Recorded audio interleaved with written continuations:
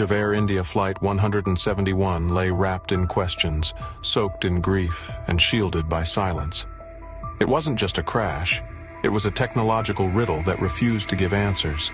A nightmare frozen in time, with over 200 souls vanishing into flames just seconds after takeoff. The world demanded to know, what happened inside that cockpit? What could bring down a state-of-the-art Boeing 787 Dreamliner in mere seconds, with no warning, no storm, no mechanical distress? Now, after countless theories, sleepless investigations, and hushed whispers across aviation forums, the black box has finally spoken. And what it revealed didn't just unsettle investigators. It shattered Boeing's reputation and exposed a flaw so absurd, so microscopic, that it defies logic. What you're about to hear is not just the story of a crash.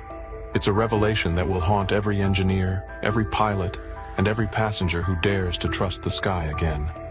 Because when the truth surfaced, it didn't point to sabotage or terrorism. It pointed to the captain's seat. The morning after the crash, while investigators combed through a landscape of scorched debris and twisted fuselage, a bright orange cylinder was spotted on the rooftop of a hospital dormitory near the site.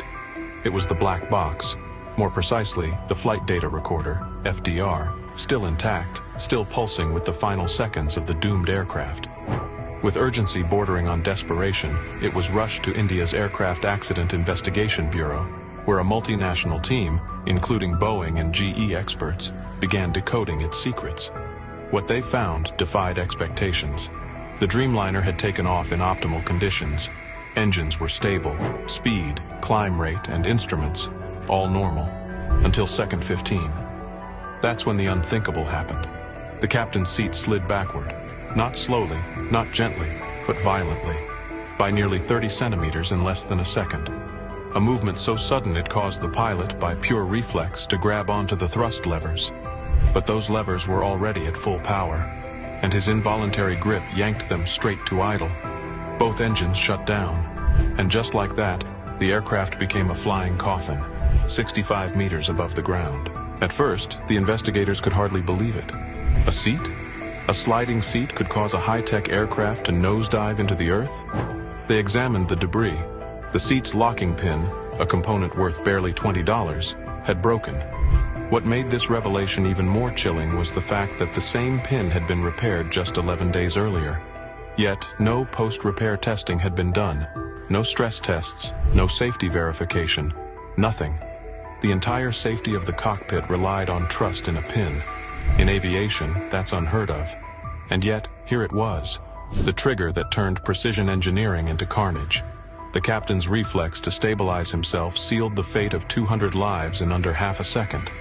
The Boeing 787's supposed backup systems? They never activated.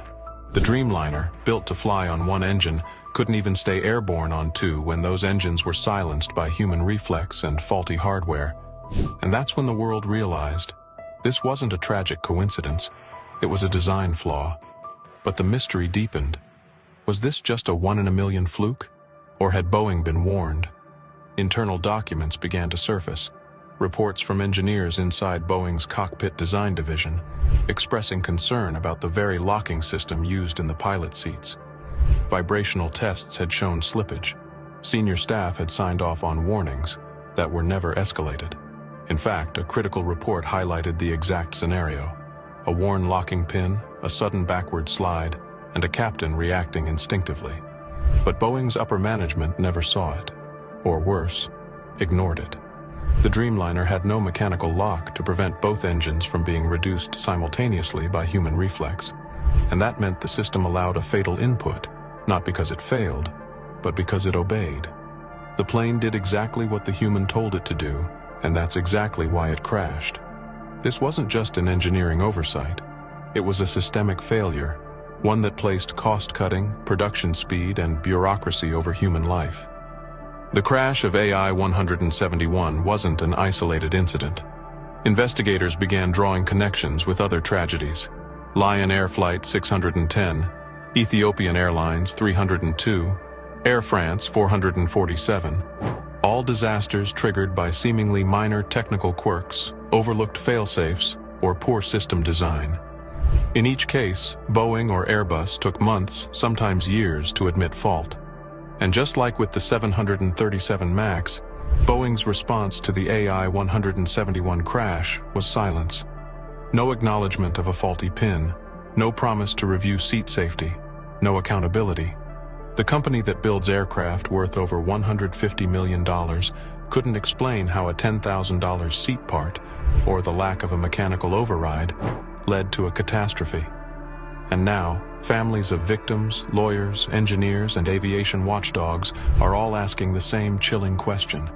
If Boeing knew and didn't act, is this still a tragedy or a crime? Shortly after the black box was decoded, an international team of flight safety analysts